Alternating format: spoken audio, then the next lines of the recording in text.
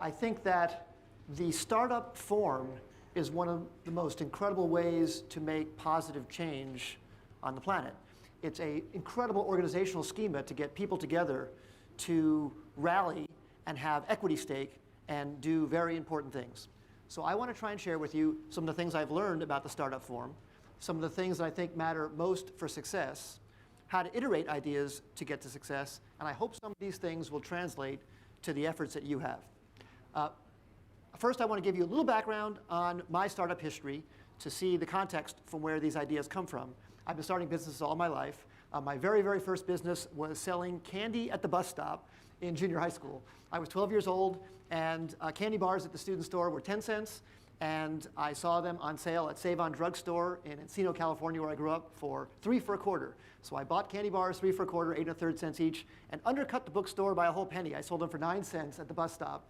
And this was my little Pan Am bag that I filled with candy bars, took to the bus stop. And over the 3 years of junior high school, I made a whopping $400 of profit selling candy bars at 2/3 of a cent markup. But it taught me a lot. It taught me a lot about what kind of candy bars people liked, listening to the customer, figuring out exactly where I could buy the candy bars cheaper.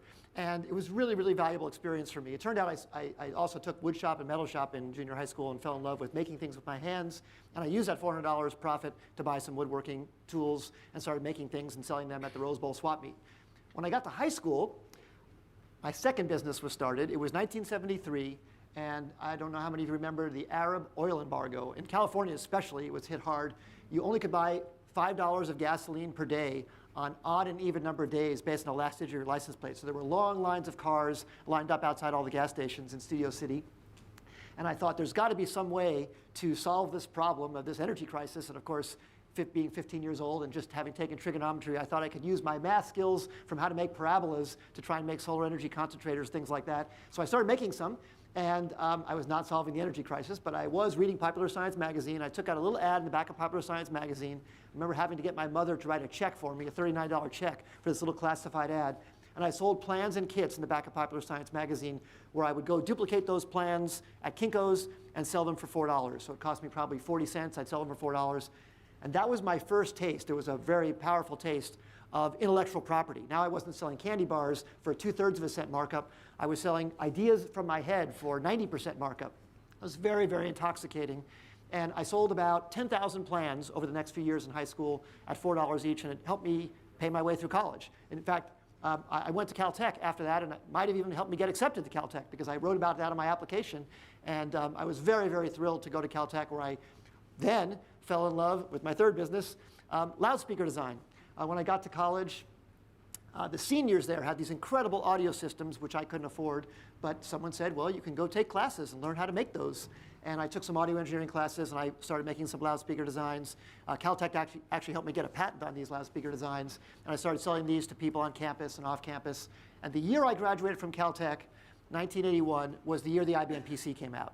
And that was a real, real big moment for me to go buy my IBM PC for $5,000 of savings at Computerland in Pasadena. And I remember that time. It had 64K of RAM and one 360K floppy drive and a monochrome screen. But it was unbelievable, the innovation that could happen now, because now you could use your intellectual property and you could do anything you wanted. It's a term I'll talk about later in my talk, what I call permissionless innovation. You didn't need to go ask anybody to do what you wanted to on this IBM PC. You could just buy one and make anything you wanted. There was no central authority limiting what you could do. And that's what's been so exciting about the innovation platform since then.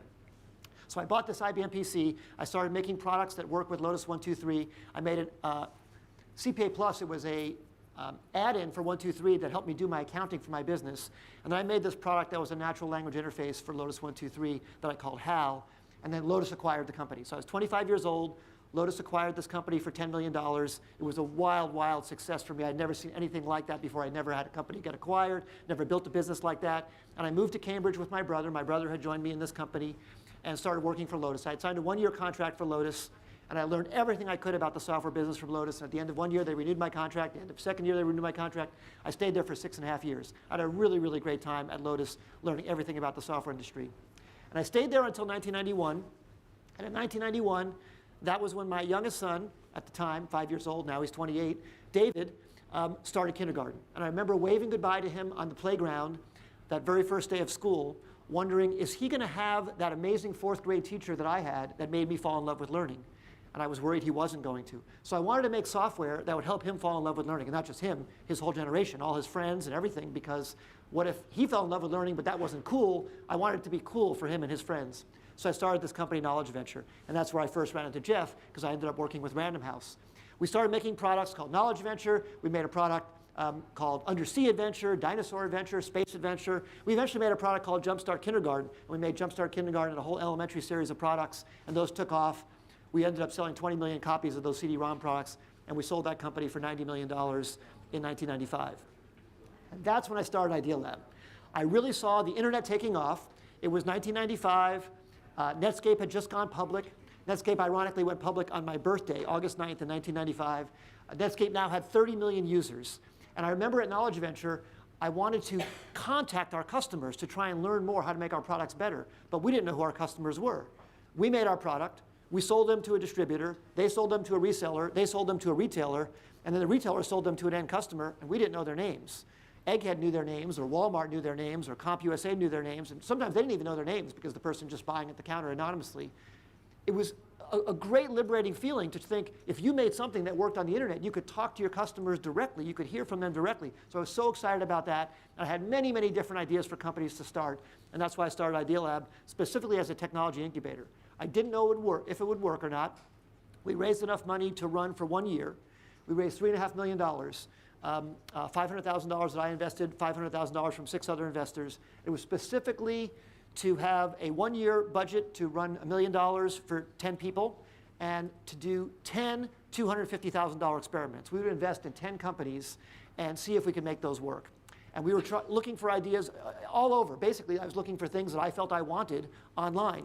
And remember the online times in 1995, 1996, it was a frontier. But also, there was a lot of worry about whether people would even put their credit cards online. A lot of people were worried about where it was even going to head. And we built this facility to have shared resources for all the companies, very much like what you have here. Lots of shared resources so you can innovate and try things in different areas. And the very first few ideas I had were these. We started them, and at the end of 1 year, 5 of them had gone out of business, but 7 of them had received some additional funding. We put in the first $250,000. We found CEOs and management teams to lead them. At the end of 1 year, we had made enough progress to get enough money raised to do a second year. At the end of the second year, a few of those companies had their first IPOs, and then we used that funding to continually fuel Idea Lab and make it self-sufficient since then. And since then, we've done more than 100 companies. As Jeff said, it's 125 companies now across many, many different industries, including robotics, internet companies, e-commerce companies, even solar energy companies. Anywhere we can look in the world and see where there's a big problem that technology could solve, we try and make a company around it. We're often limited by whether we can find talented people.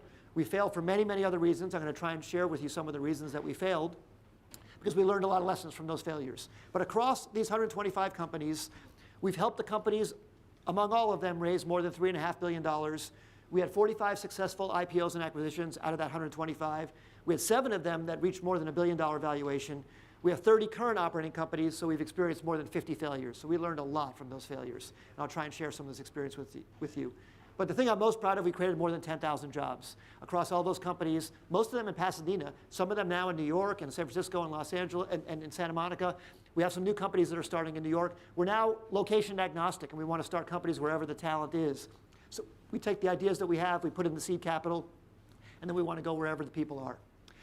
So now, across all that experience, what have I found most makes a startup successful? And I recently, actually at David Kirkpatrick's conference, I heard Peter Thiel speak, but I also read his book. He has some really, really interesting, provocative ideas about going from 0 to 1 and how much value is created when you take a new idea that's fresh and then put it in place, as compared to going from 1 to N, which is scaling up an existing idea that already works. I do agree with him. I think a huge amount of value creation goes when you see something that no one's tried before and then make it take effect. And there's no simple formula for that. And he says in his book, too, as an example, the next Bill Gates is not going to be making an operating system. The next Larry Page won't be making a search engine. The next Mark Zuckerberg won't be making a social network.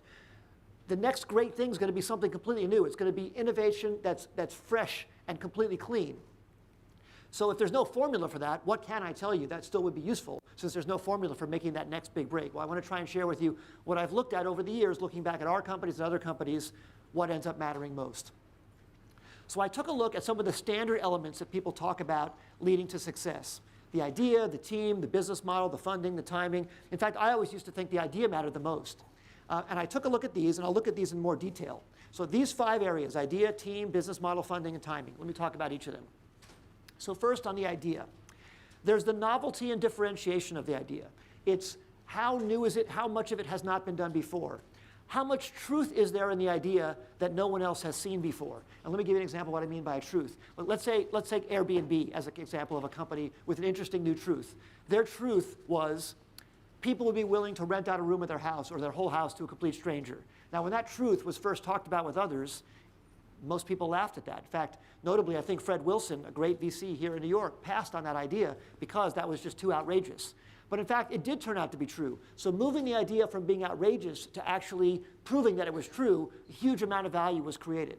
Well, I think that's an example of an idea truth. Now, that idea also had been tried before, but wasn't tried exactly the way they tried it. Another example of idea is competitive differentiation or competitive moats. Are there things you can build around your idea to protect other people from copying it? Okay, now to team and execution. And I'm going to tell you how I score all of these in a moment, but I'm just summarizing them first. When I look back at our companies, I often see some teams that were really, really effective. We once had a McKinsey CEO, ex-McKinsey person who was a CEO of one of our companies, and he was just very, very effective. He just really got things done. He plowed through barriers. Also, adaptability was another factor we saw in various of our teams. How much did they listen to new information? How much did they change in the light of new customer data? On the business model, some of our companies had a very clear path to profitability, very clear path to revenues. Some of them didn't. On the funding, some of our companies were able to raise a lot of money, and some of them weren't. And on timing, some companies we had were way too early, some companies were early, and some companies were too late. So I tried to assess all of these things, and what I did is I looked at 200 companies. I looked at 100 of ours and 100 of other people companies, and I took a look at 10 outliers in each set. 10 companies of ours, 5 that turned out to be wild successes, worth more than $1 billion, and 5 that we thought were going to be worth more than $1 billion, but failed. And then the same thing for 100 other companies. We looked at 10 companies in particular, 5 that turned out to be wild successes that people didn't think were going to be wild successes, and 5 that turned out to be failures, but people thought were going to be wild successes. And I came to this conclusion. Here's looking across these 10 companies from Idea Lab and looking across these 10 companies from outside of Idea Lab. I'll come back to this in a moment. And here was the summary. Timing actually mattered the most. I was completely shocked to discover this. This is completely subjective. It's my own look at companies and my own evaluation. But let me at least tell you why I came to this conclusion. Timing mattered the most. Team and execution mattered second. The idea was actually third, the thing that I used to think was the most important thing. I mean, heck, I named it Idea Lab because I thought it was all about ideas. I thought the idea was everything. And in fact, it wasn't the most important thing. Business model was fourth, and funding was the least of the top 5. And now let me try and explain these. So funding mattered the least, I think, because if you have a good idea, as long as you have enough money to get it out there, and if you find product market fit and find traction, you will find a way to get more money and get there, or you'll find a way to last if you have adaptability. So funding was the least important variable. It's also, in these times today, by the way, 2014 compared to 1995, 1996, or the other companies I started, when I raised money for Knowledge Venture in 1991, it was very hard to raise money. Today, funding is very, very easy to come by. There is so much money out there between angel investors and other investors. If you have an idea, funding is not the problem. To at least give your idea a try. It might be hard to get funding to scale, but that's probably if you're not achieving product market fit. Business model. The reason why business model came in second to last is because if you have traction, you can adapt a business model. You can add on a business model. Take Twitter as an example, or even Facebook. Facebook early on, people laughed at it because they thought there's no way there's going to have a business model. It's making billions of dollars of revenue now because it's got trillions of page views and so much valuable insights on its users. So business model can be added afterwards. You don't have to have a business model at first. Now, I'm not saying it doesn't help to have one. It's not saying that you shouldn't have some of that thought in mind, but I just think it's much, much lower important. Next comes the idea. If you can still come up with an idea that really resonates with customers, and in fact, if you don't, you won't succeed, but it's not the single most important thing. I think it's very valuable to try and look for things that you're very passionate about, and I'll talk more about that later because I think that's necessary for success as well. But I don't think it's the most important thing. The idea alone won't get you there. And in particular, when I look back at our own companies and other companies, sometimes the idea had been tried before and didn't work, but then it was tried again and it worked. And I was trying to figure out, was it timing or execution? And that's why I concluded timing actually mattered more. Execution matters so much more than even the idea because, and it's kind of funny that I would even be quoting Mike Tyson in an article, to talk about innovation, but Mike Tyson had a great line about fighting, which I think actually applies to this, which is everybody has a plan until you get punched in the face.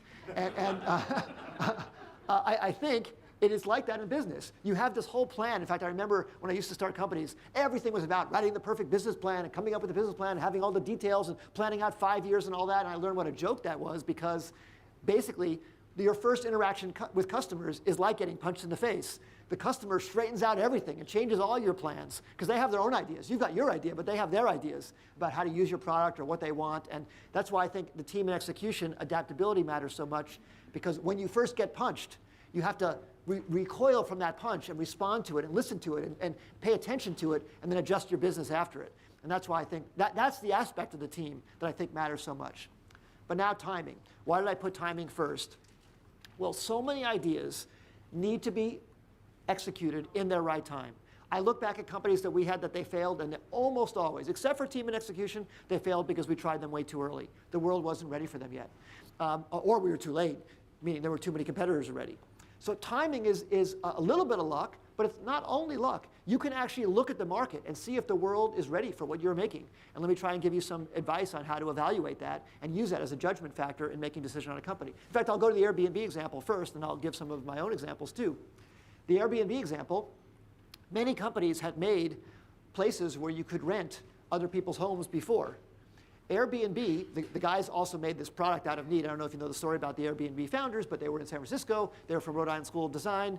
There was a conference in town, a design conference. The city was sold out, and they decided to make some, they were broke. They made some extra money just by inflating an air mattress in their apartment and renting it out to people who couldn't get rooms, who were coming in town from, I think, Rhode Island for the conference. And why? It was very clever. It was born out of immediate need, but the timing was incredible because it was just as the huge recession was hitting. So this idea, which might have been tried many times but didn't work, the timing was incredible because people needed extra money very badly. So people were actually willing to rent out their homes in a way they might not have been just a few years earlier or even maybe 4 years later. So timing was actually a big factor in that company's success, not only the idea. And I look back on one of our companies.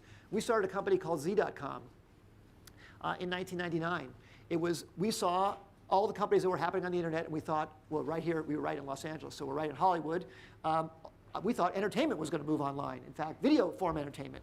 So we started a company. We put in $250,000 called Z.com. We raised $1 million and built an entertainment team to try and make short form online video entertainment content. It was maybe a forerunner to YouTube. And then we even raised $10 million, built up a team of 100 people, and started signing comedians to exclusive contracts. In fact, I came to New York, and I actually remember this was a hysterical meeting. Me sitting in a room with Chris Rock, trying to close him on being an exclusive provider of content to this little website, Z.com. He barely knew what the internet was. And I closed him. I gave him 5% equity and $1 million for a 5-year exclusive to everything Chris Rock did online. I signed Adam Sandler in a trailer at Descanso Gardens when he was filming a movie. We signed a whole bunch of great people. We signed 4 of our $10 million for exclusive content. We started making this content. People were downloading it and loved it. But there was only about 10% broadband penetration in 2000. To watch a video online, you had to do all this kludgy stuff to download codecs and plug in these weird things to watch video. So we had this great stuff that nobody could watch. We eventually were losing money, and in 2002, we reduced the company down to 45 people. In 2003, we reduced the company down to 11 people. Then at the end of 2003, we went out of business. And in 2004, Adobe comes out with their Flash plug-in video player, and the flip cam comes out, and everybody starts making a whole bunch of videos with their USB stick. And then 2 guys come and say, hey, we should make a website where people can share videos, since now they're easy to view. Broadband penetration had reached 40%, and then YouTube was born. I'm not saying that the YouTube guys didn't execute brilliantly. They got Sequoia's investors and raised a lot of money. They did a great, great job. But timing was incredible. We really blew that company by not sticking around until the timing was right. And we should have looked at the signals. We should have looked at the slow broadband penetration rate, slow growth, and survived until the elbow occurred in the ramp of that curve. So we could have looked more smartly at what the other signals were telling us. People loved what we were making, but they just couldn't watch it. And sometimes you can't control all the external variables in the new thing you're making, and you have to be very honest with yourself about what the rest of the world is telling you on the timing front. So that timing thing came up over and over again with the companies I looked at. And even Facebook's timing was incredible. Friendster was out before Facebook. MySpace was out before Facebook. Now, Facebook had incredible execution. I actually scored Facebook extremely high in execution because Mark Zuckerberg's incredible, and they brought in Sheryl Sandberg, but even that was later. But their execution strategy of rolling out college by college and so many things they did were beautiful execution, but their timing was really, really perfect, as was some of other companies as well. So I do think that the reason why timing is actually somewhat liberating as a competitive advantage is that is where a small entrepreneur can actually out-execute a big company.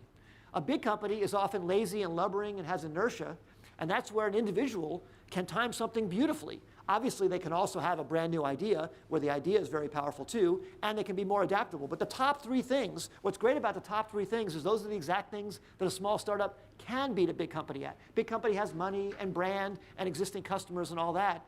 So they have better funding. They probably already have a business model. It's the top three things that the big company is often hesitant to obviously, the innovator's dilemma, interrupt their own revenue stream, but also really listen to the market as well as a small company can. So that's actually what's liberating about starting a company against a big competitor. So why do I think the opportunity is so big? And let me give you a few more examples of things that you can do to improve your odds of success. Permissionless innovation. It's what I said about the PC industry. I didn't understand that term back then. This is a term that Mark Andreessen talks about a lot. But obviously, the internet revolution caused that. The Bitcoin revolution is causing that. I'll talk about that in a second. The mobile revolution is just incredible. So when I go, the way you can reach the whole planet now. When I started Knowledge Adventure, look at the evolution of my own personal career. So I started selling candy at the bus stop. My reach was a 3-block radius and 100 kids. Then I started selling mail order plans, and now I can reach the 250,000 subscribers of Popular Science Magazine or Scientific American Magazine. Then I worked in the packaged goods software industry, and then I could reach the people who would walk into software stores. And then I was intoxicated by the 30 million Netscape users that were all over the world. There was 50 million internet users in 1995. 30 million of them were on Netscape. So 60% of the entire addressable audience was using this one browser. And if you made a product that worked on that browser, you could talk to those people. And now with the mobile revolution, there's 2 billion people connected with a smartphone. With 1 billion new smartphones being sold in the next year, there'll be 4 billion in 2 years. More than half the planet will be connected with an always-on supercomputer in their pocket in 2 years. So it's just incredible that you can talk to all those. So with just 2 billion today, compared to the 50 million internet users when I started Idea Lab, it's 40x the market, 40x. So it doesn't mean that you can, all those people will be your customers. You have to come up with something clever and innovative to reach them.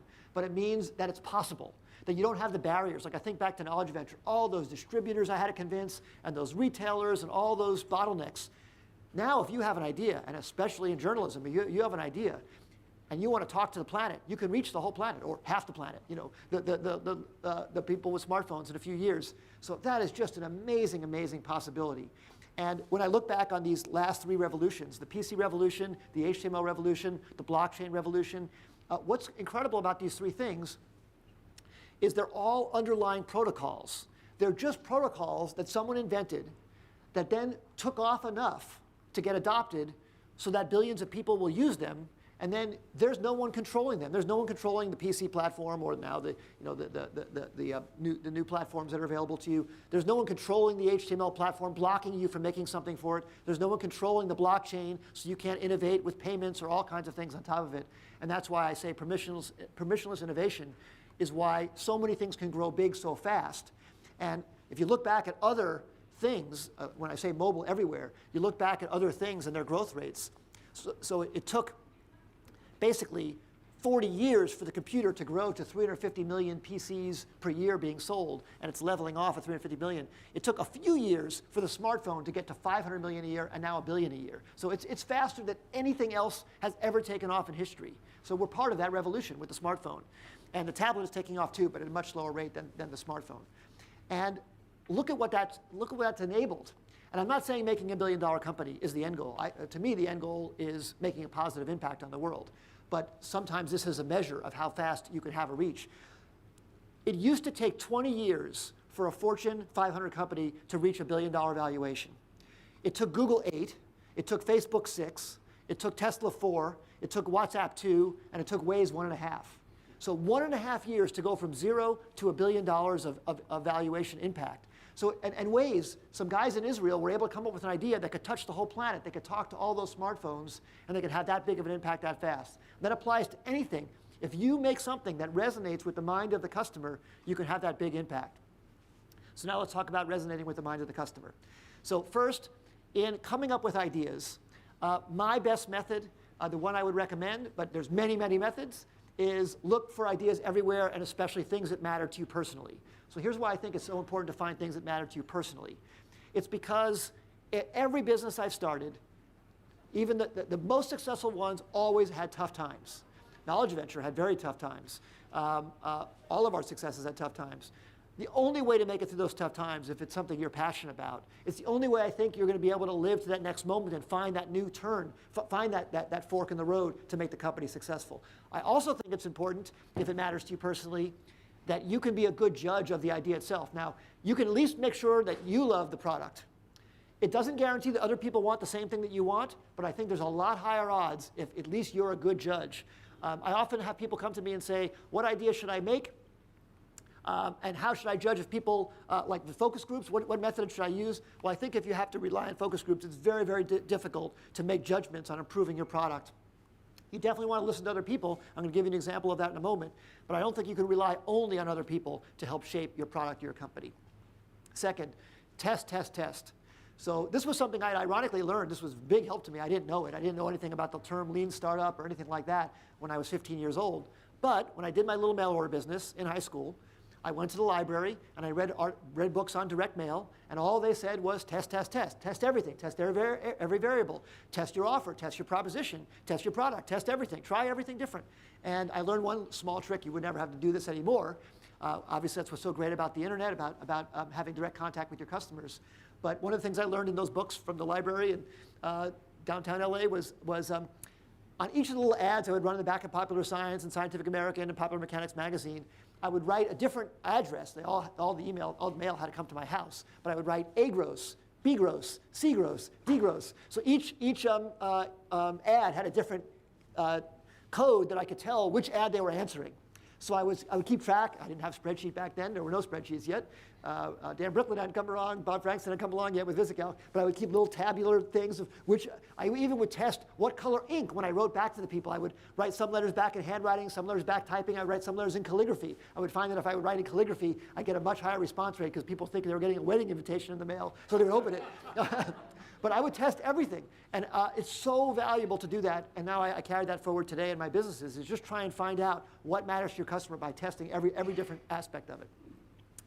And Cars Direct was a perfect example of that. This was one of our companies that was a very big success. We started in 1998, and it has a classic testing story of I had gone down to buy a new car in Glendale Auto Mall near where I live. And I had a terrible experience, the usual terrible experience, buying a car, where I went in, I wanted to buy the car, I knew what kind of car I wanted, and then I told the guy, and he said, oh, well, we can't get that one. Oh, that's not available. He goes in his computer and fake types and says, oh, that's not available anywhere in the area, because of course he doesn't want to get it from another dealer. He wants to sell you one that he has in the lot. And does the whole runaround where I have to get the car without the features that I want and all that. And I left frustrated and said, boy, wouldn't it be great if you could just go to a website, type in the configuration you want, I'm willing to wait, I'll put $1,000 down, just have the car show up in a flatbed truck at my house, and I'll pay the balance when it gets here. And I don't even care if I pay a little bit over invoice. I don't need the absolute best deal. I'd like a good deal, but I'm willing to wait. So they can make a profit on me because they don't have to worry about holding the car in the lot anymore. Well, I wanted that. I didn't know if anybody else wanted that. And we wanted to find out if that was a worthwhile business. And we ran it by other people. A lot of people said, no, I wouldn't do that. No, I need to test drive it. I said, well, I think there's some people who don't need to test drive it. They know what kind of car they want. They've ridden in the car before. Someone else had the car, whatever. Let's just find out. Well, how can we find out easily?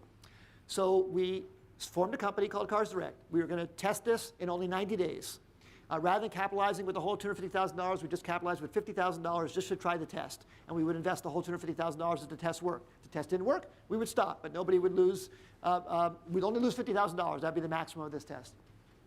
So we hired a person to come run the test for us, and he was going to become CEO if we decided to go forward. He wasn't going to lose his job if the test didn't go forward. He was just going to work on some other project with us. So that was important. So there was no worry about him biasing the test or anything like that.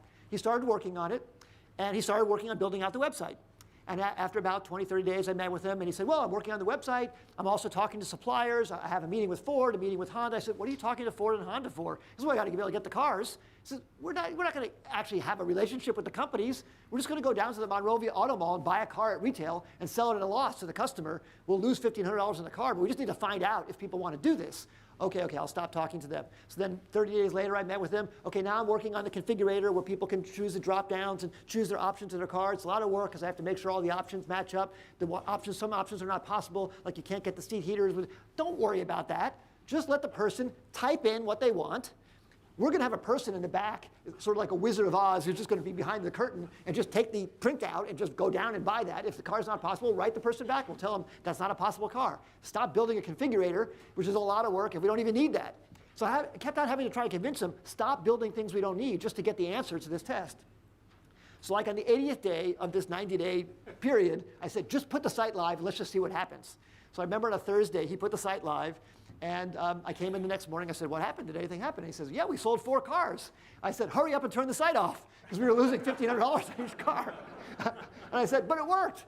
People put $1,000 in for a car, sight unseen. They want the car. We'll go buy it. We'll deliver it. We'll complete the customer experience. But I think we have a yes. This is a go. I think there's a company here.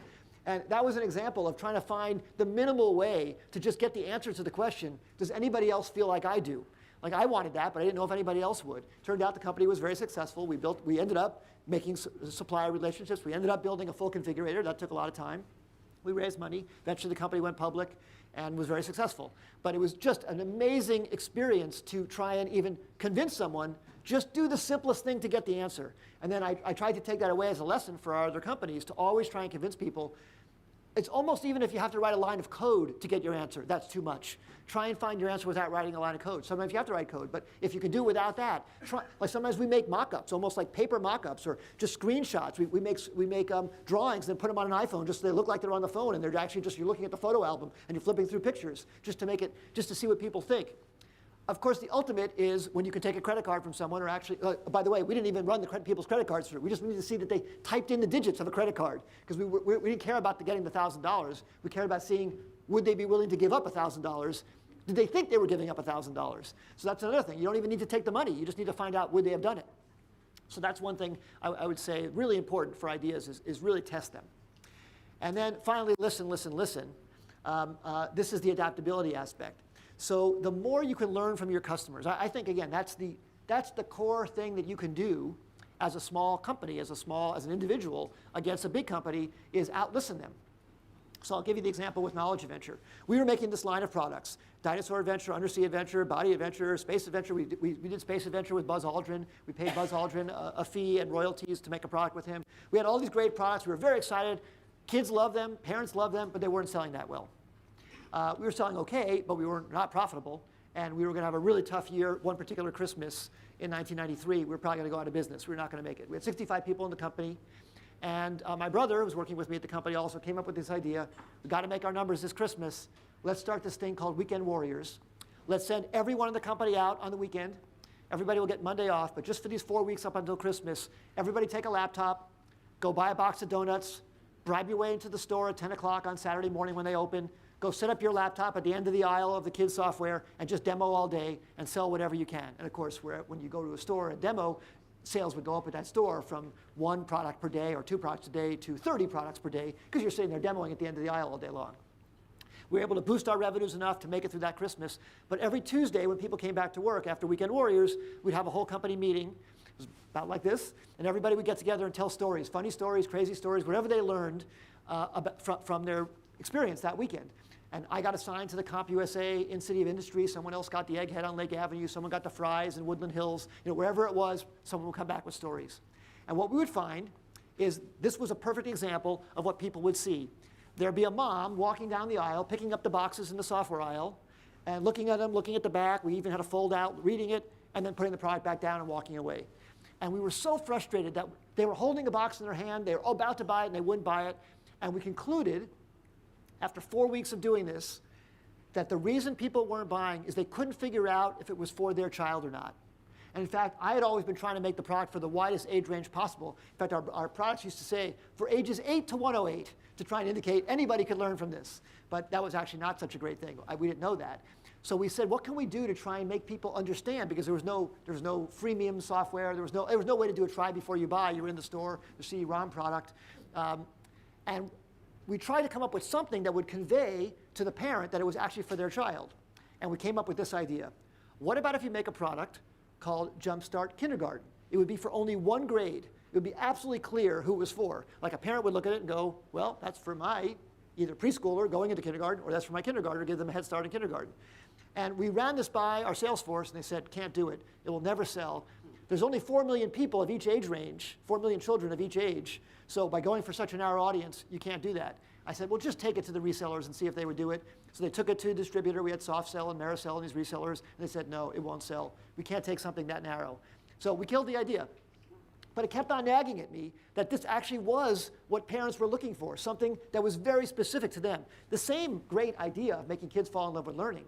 I was really opposed to making skill and drill software. Like the other software at the time was like Reader Rabbit and Math Blaster, and it was all about practicing math over and over. I didn't want kids to practice math. I wanted kids to see discoveries and have their brain get thrilled with that learning moment. So I really wanted to do this. And despite everybody objecting, we had a little skunk works effort in the company. We spent basically, again, $250,000 to make this product and just give it a try. We made the product. The sales force still objected. The resellers still objected. But I just made them take a production run of 10,000 units and put it in the store. And it took off like crazy. We sold 20 million copies. It took off like crazy because we eventually made the whole series. We went all the way up from kindergarten through 6th grade. We made a whole. So we basically took our old products and just broke them apart for more narrow age ranges. And this resonated with the parents, exactly. So this is the ultimate example of nobody told us to do this. In fact, everybody told us not to do this. But it was an insight that came from listening to our customers. And again, they didn't say it, but they were showing it with their actions. This is what a startup can do better than anybody else. Can be really in contact with their end user and really look at what's bugging them, really look at what's not working, and then try and come up with the insight to make a great business. And I think that's what's so great about the startup setup. And again, a big company might not be willing to take the risk. In fact, we were almost even too big of a company to take the risk. We were too worried about cannibalizing our other revenues or too worried about rooting the relationship with our resellers. But you have to do that. You have to hear what the customer's saying. And acquiring complementary skills. So this comes to the execution part. After I graduated from Caltech, I had a lot of friends from Caltech. I hired all of them to work with me in my business. I hired a lot of people like me. And I learned when I was 35, much too late, but it took me a while at Knowledge Venture, that I had to start hiring some people that were not like me. I had to get a CFO. I had to get a sales guy who could make numbers. I had to do all these other different kinds of talents. And the thing I learned was that there's, this is a caricature of different personality types. But these different personality types exist in a company, and they need to exist in harmony. So let me tell you about these different personality types and how I think that relates to helping make a startup work more successfully. So there's the entrepreneurial type. That's the person who comes up with the ideas. And that would be the exaggeration. That's my skill primarily. I have the other skills too a little bit, but that's my main one. Then there's the producer. That's the person who has to actually make things happen. Get a product out or sell it or make the trains run on time. Then there's the administrator. That's the person who has to organize everything to work like clockwork. And then there's the integrator that has to make those other people work together because those other people usually hate each other's guts because those people really come from such a different mindset. And the example I would give it would be if those 4 extreme personality types were sitting here and let's say there was a scratch on that window over there, the producer would look at the scratch and say, boy, there's a scratch in that window, we better fix that. And the administrator would say, there's a scratch on the window, we should make a form, and whenever anybody sees anything wrong, they'll fill out the form, we'll put them in order, and we'll go through them in exact order and take care of them. And the entrepreneur would look at that, I would look at that scratch and I'd say, see in that building over there, I wonder if that floor is available for rent. We could start a new business right across there. Wouldn't even see the scratch, would be looking at the horizon, not worrying about the present. And then the integrator would look and say, I wonder what those 3 people are thinking. Again, the exact opposite, not even looking at the scratch, just worrying about the other people. And I never knew that there were these other, people could think the other way, because I think so much like the entrepreneur and like the producer. The administrator in me, there's no administrator in me. And I've learned how to be a little bit of an integrator to try and think about how other people are feeling. But getting a company with all of these in balance is very crucial. And no one person can be in perfect harmony in all those. It would be schizophrenic. So getting other people who you have mutual trust and respect for, who have those other skills, is crucial. And why it's crucial is the entrepreneur can start the company. In fact, the entrepreneur has to be there at the beginning of the company to get the thing started. But eventually, if the entrepreneur can't make anything or do anything, the company will fail. And then if it brings some P skill into the company, then it can go a little further. But then eventually it too will implode if it can't get some administrative skill, if it can't keep things efficient. And then it gets some A in the company, and then it too will fail if those people are all at war with one another. But finally, if it gets some I in the company, it can have all of them in harmony and build a long-term successful company. And I think if you look at some of the really great companies today, they do have all those skills. It's a dysfunctional company if they don't get those things in balance. Sometimes dysfunctional companies can be successful for a while, but they won't be successful for the long term. And then last of all, we have this quote. We love this quote so much. We have it on the wall in our building. My headline for it would be "Stick with it." And it relates to every aspect of a startup. It's stick with it because the timing might not be right, like the Z.com example I gave you. If we had stuck with it a little bit longer, like if we lowered our burn rate or made it a little bit longer, we would have been successful. But also to stick with it in that you might be ridiculed. So I think every big, bold idea is a little bit ridiculed at first. So we had a company called GoTo or Overture, which invented pay-per-click advertising. That was completely ridiculed at first. Airbnb, ridiculed at first. Actually, I think Facebook was ridiculed at first. Many, many great companies were ridiculed at first. If it really is a truth, it has to make it from ridicule to being self-evident. After it's ridiculed, it actually might move through a phase of being violently opposed. It starts getting opposed when it starts becoming threatening to people. Like at first it's ridiculed, nobody's worried about it. But then it actually starts being a threat, and then people start opposing it. You have to have the power to stick with something through that period of opposition till you make something actually become self-evident. If you take a new idea of yours and you take it all the way from new truth all the way to self-evident, then you truly have changed the world. And that's the most exciting thing about making a startup. That's the most exciting reason why I'm here. Hopefully some of these things will help you in something you're working on. I'll be around all day, so I'm looking forward to talking to all of you and sharing other things. I'll also be able to take questions now. But feel free to reach out to me. I'll do my best to get back to you on bill@idealab.com. And on Twitter, I'm going around to conferences and sharing everything I learned at bill_gross. But first, thank you very much. You've been a great audience.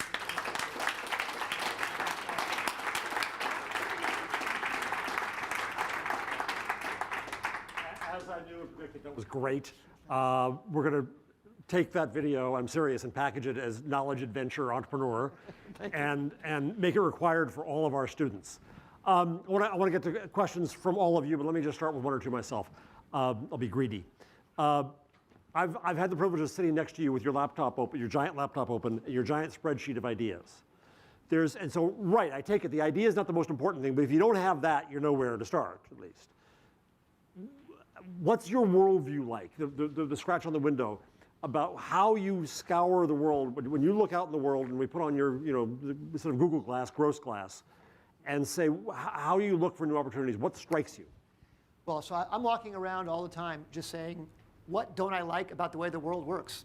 Ranging from traffic to airplanes to the way I consume my news to I wish that someone could have told me that piece of information. That someone should have known that I wanted to know that. And just say, how could a technology possibly solve that? A lot of times, so that anytime I see anything that bugs me, I'll just write it down in the spreadsheet. Now, just being added to the spreadsheet doesn't mean that you can make a business out of it. Sometimes there isn't a good technological solution that would be scalable.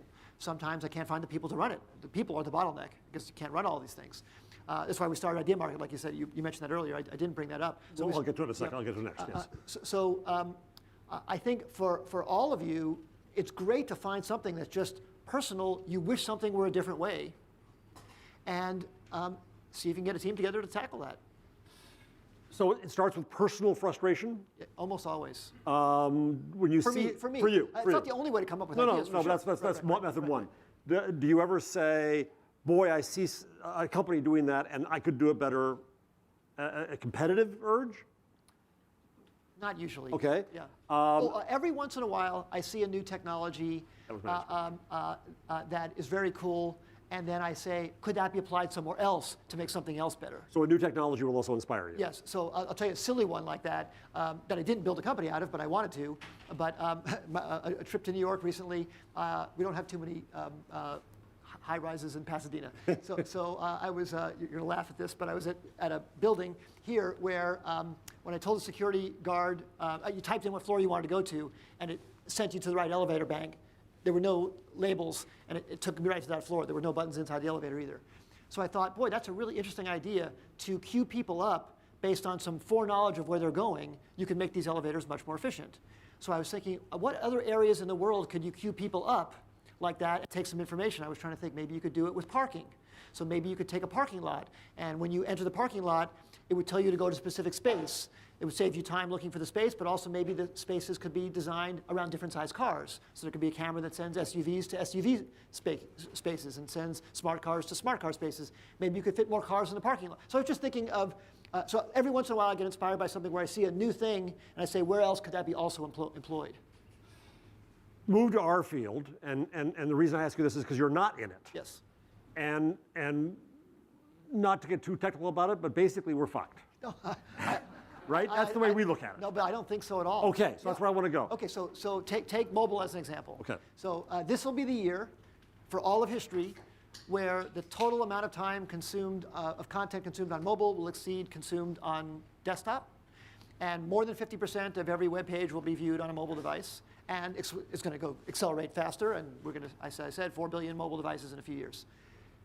I think there's enormous opportunities to rethink how people consume the content, specifically on a mobile device. Everything's going to be rethought for mobile. You know, Uber is an example of a rethink for mobile, but the way we, like, the granularity of a story, the way it's displayed, the way you navigate, new ways to take into account the way the thumb is used with the phone, new ways to take into account the short time spans. I mean, so many things could be reinvented for this new medium. And it's a little bit like, remember when Edison first invented the movie camera? The first thing they did was stick the camera in the back of a theater and film a play. No cuts, no moving the camera, you know, no new kinds of continuity or anything. Well, we're still pretty much in the phase. It took 10 years before they took the camera out and started making cuts. People screamed when they saw trains coming at them and all the surprising things that happened when you move the camera around. And we're almost in that phase where it's only less than 10 years since the iPhone. And the idea that people haven't completely rethought the mobile experience yet. They're still mostly porting big screen down to small screen. Right. Right. So I think there are opportunities to completely rethink the analogy to moving the camera. Well, so my last question before I go out here is you started with relationships. And I think mobile is an important relationship machine. And when you and I have talked about this, you have a company that you were nice enough to involve me in called Uber Media. Yes.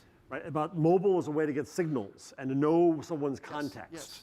Does that spark any ideas of news and information and informing people? Absolutely. Well, people are using the signals of the mobile device in advertising, where you've been, where you are at that moment, how fast you're moving. You know, are you walking? Are you running? Are you jogging? Are you on the train or whatever? So many. The kind of place you're in, you know, the fact that I'm in this location right now, that GPS could determine something about me because what's surrounding me. There are so many things that could be tailoring content the way ads are trying to be tailored. And I think people appreciate it if the ads are a little bit more targeted, but people would really appreciate it if their content were more targeted. So I think there are huge opportunities to use this device that we carry around with us all the time now is an amazing sensor that is a story of our life like never before. Is recording a story of our life like never before. So that's got to be harnessed. All right, I'm going to get you some water. You want some water? No, you're fine, okay. Idea market. Yes. There's a belief that, oh my God, ideas have to be kept secret because they'll be stolen. As you point out, it's more about timing and execution and so on and so forth. You held an event in Pasadena where you gave away 10, 12? 10 ideas. And that led to ID market. Yes. That generosity and openness, I think, is important. Talk about that transition, and because I think it's a chance for some of our businesses and students to follow that model. So for 17 years of Idea Lab's 18-year history, we always kept the ideas very secretive. And the lawyers always said, you can't post those ideas, you can't talk about them in public until we form the company and all that. We got to protect the IP, we got to do all this stuff. And then about a little over a year ago, I started doing the spreadsheet I was telling you about where I was writing down all these ideas. And I was realizing I have way more ideas than we can do. and some of these ideas are just going to become obsolete. I convinced the lawyers at Idealab to let me just take 10 of them. Let me just take 10 ideas, and we'll just give them away. And who cares if someone else steals them? We're not doing anything about them right now anyway. So we held an idea day. It was in January of this year, right before we went to DLD together. Right. And we invited entrepreneurs from the Los Angeles area, and I just spent 5 minutes on each idea and shared the problem statement, the thing that inspired the idea, and a possible technology way to deal with it. And then we put them on the web afterwards. So we put up these 10 ideas and said, anybody can do them, they're yours. If you'd like to do them with us, you can pitch us on it. If you don't want to work with us, that's totally fine. If you want to pitch it to us, we might invest in you if we like you, but these are free. So we got about 50 submissions from around the world. There were about 15 really good ones, and we picked 4, and we funded them. So 4 of those 10 ideas turned into companies that have since received additional financing since then. Some of the other ones might even be being done right now. I just don't know. They haven't contacted us. And one of them's here in New York. And I'm so thrilled that 10 things turned into 4, things I wouldn't have done otherwise, and now there's 50 jobs created. One example. One of them is called Photo Karma. One of the ideas that I had was I had a problem with a way to manage all my photos on all my different devices. And I wanted some way to reduce the photos so I could find the picture I'm looking for. When I'm having lunch with someone, I want to show a photo to them, I can't seem to find it. And that's the problem. And I had a few different ideas for ways to solve it. Well, the CEO who ended up pitching us an idea has changed the company in a different direction, as he should, because everybody has to be passionate about the idea. So we're perfectly happy letting it shift. Again, also in taking it to the market. The initial idea I had wasn't as well received, but the twist he's made was very well received. And it'll be launching in a few months, so I'll come back to you with the URL. And finally, you have Idea Market, which came out of that. Yes. So mention that for a minute. So one of the people who came to us to do the Photo Karma, a second person came to us to do the Photo Karma idea, but we had already picked someone to work with on it. I said, I don't want to make another company competitive to the one we already invested. And he said, well, let's go over your other ideas. And I went over the other 6. And he said, no, I don't like any of those. And I said, let's go over the other 1,000. And he said, well, you know what we really should do? We should take Idea Day and turn it into a company. So that became Idea Market. So Idea Market is a website where you can go to, and we post ideas up there. Other investors come and put money behind them, and entrepreneurs could come and pitch us to go take those ideas forward.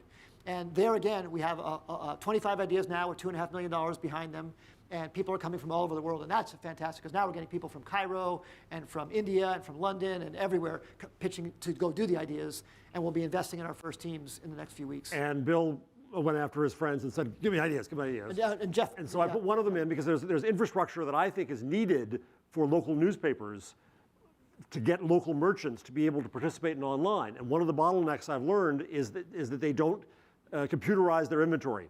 So you can't say that this item is available, this tie is available down the block unless you know that it's available. So I proposed a company for that, and you've got a team proposing now. So Jeff wrote that problem statement and a possible solution. We posted that on Idea Market. Some investors came willing to back it, and then teams from around the world applied. And I think there's a team from London who's about to win the funding to go take that forward. So it's really exciting. Questions? Yes. Steve. Oh, next one, I'll get Steve, and then next. Okay. Hi. When I buy a stock and it goes up, I don't sell it because it's going up. If it goes down, I don't sell it because I'm losing money.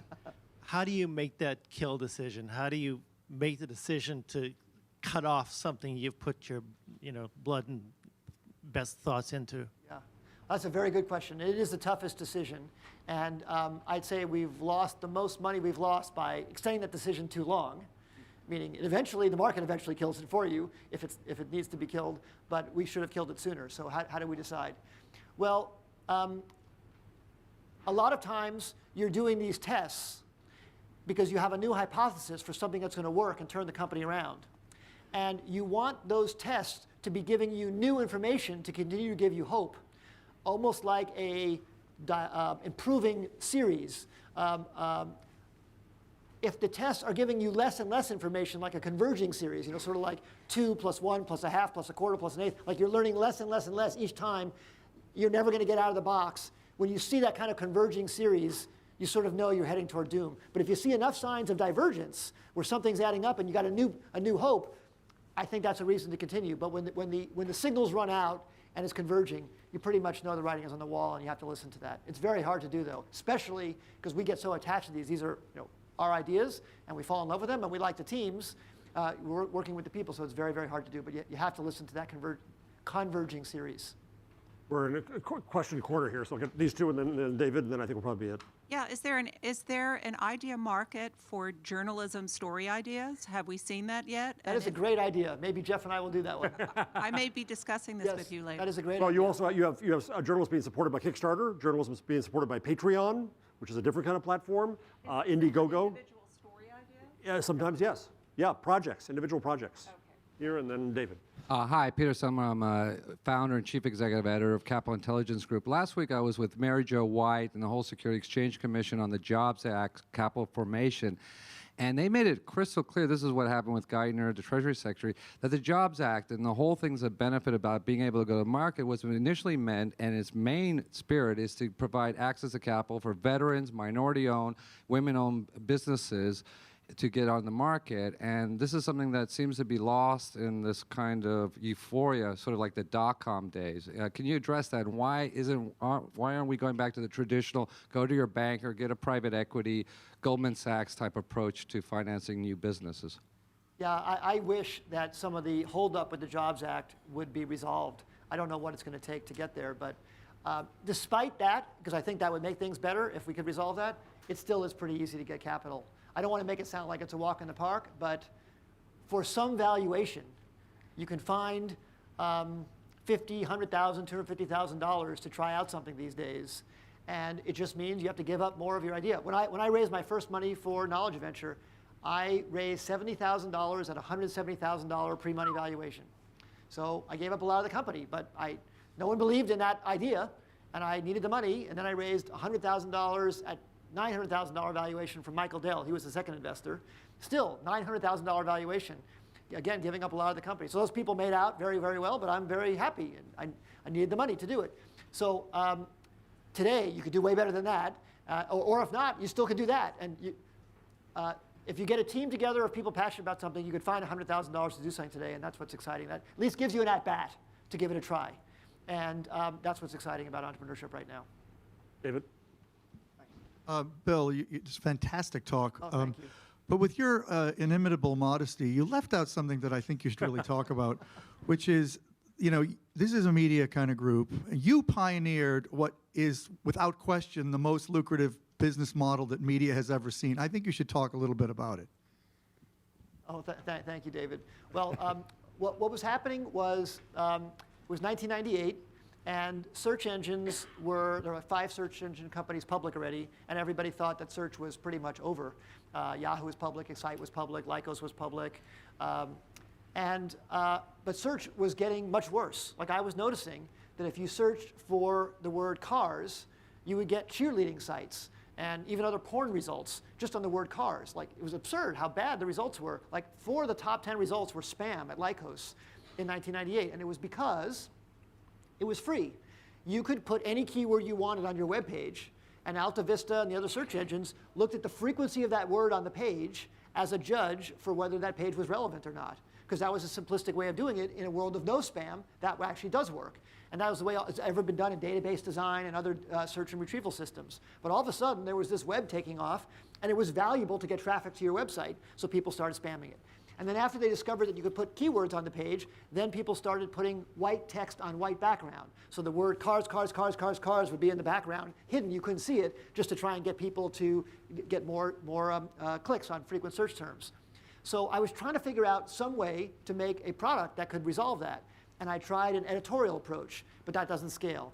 And I was trying other algorithmic approaches, and I didn't come up with the brilliant page rank algorithm that the Google guys came up with. But I thought, maybe money would work.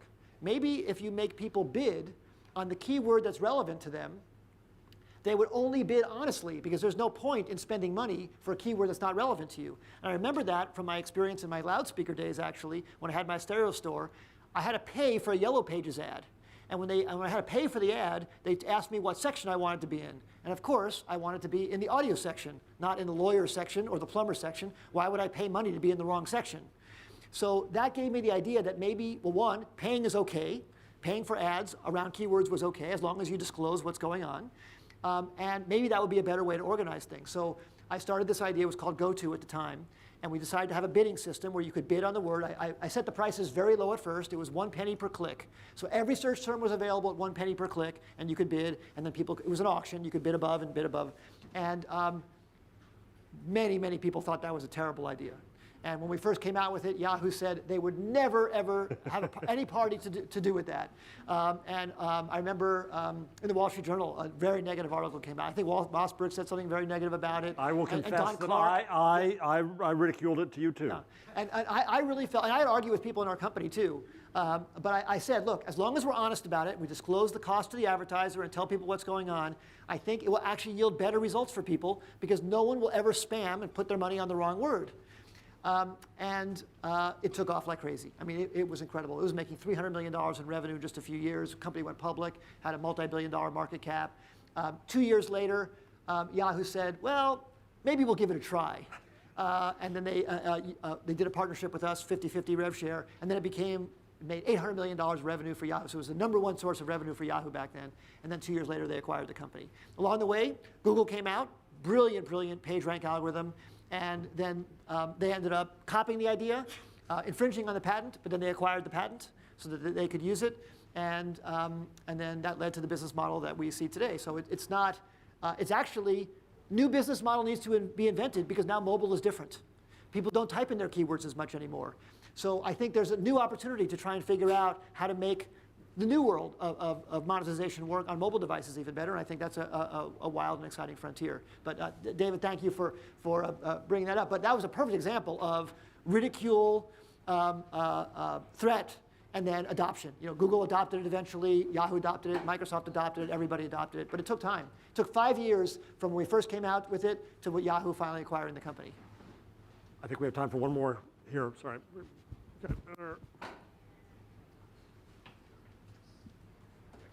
Juha Kaunisto, startup entrepreneur. You had great examples of business innovations. You had great examples of technology innovations.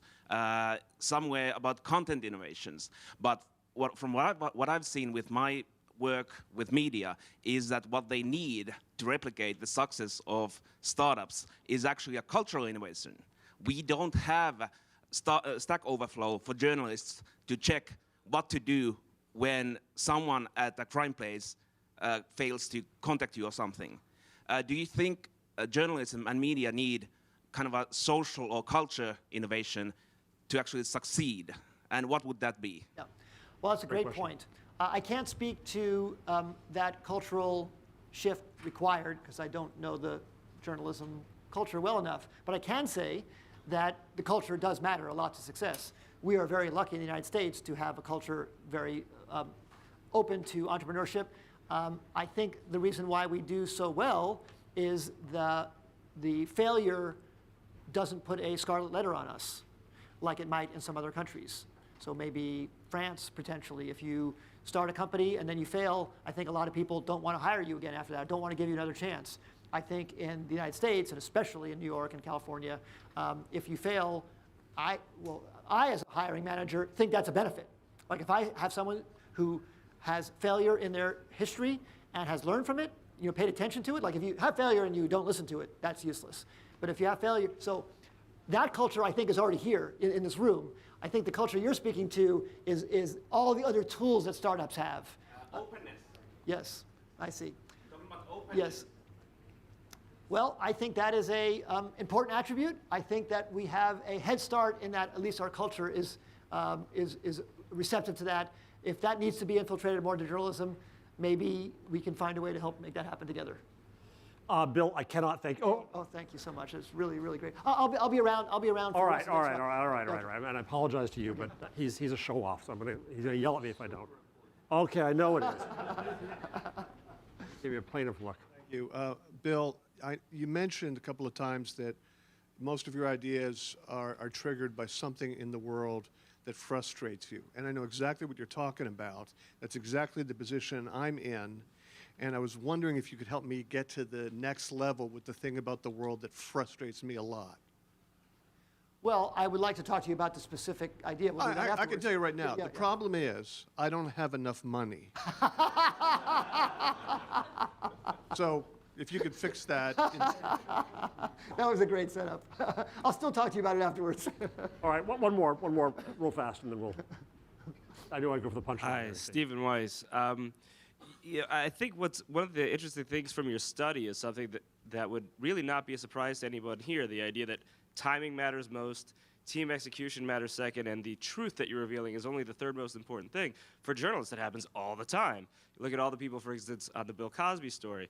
So, but when you see a culture, you have a corporate culture or an industry culture that actually really embraces the ethos that you're saying is important. So when you see a bunch of people who do that every day in their jobs, but they're not doing the innovation that you're talking about in terms of their corporate innovation, what's the problem there? Well, I think that structure does matter, and I think that the startup structure does encourage, it actually unlocks human potential. So I think taking people and putting them in a situation where they have a high equity stake, or even any equity stake, but like once you give people 1% of something, and they have 1% as a magic number. I mean, it's not a magic number. I'm using it as an example. When employees have a 1% stake, it's not only they think that that is maybe going to make them rich later on, it's that they are an important shareholder that has a say in how things go, and it makes them stay up at night and look for new things and look for new ways to get things done, and that causes innovation. So how to get that? Well, I think if the context is to try and have it happen inside of a big corporation, then corporations, I think, need to try and find new ways to equitize people or new ways to organize people. Or lots of accelerators and incubators are around to try and take people and put them into teams where they have that high personal stake that actually unlocks the human potential. But I do think there's actually a true unlocking of human potential that occurs when you organize people properly in a startup. And it's hard, you can't replicate that just by telling people to do it. Like it has to, it's like what happens in a baseball team that works together really well. I mean, there's a team fact or a team of people working on a play together. There's just a camaraderie and a supporting of other people that just gets unlocked that didn't exist before. Do you have hope for old companies being able to have that, or you're in startup mode? Well, I think old companies have to create that in very innovative ways, often with skunk works or often with new structures, phantom equity, all kinds of different things. I don't think it just will happen naturally. Like you have to work at it. All right, Bill, I cannot thank you enough. This is just great. Thank you. So.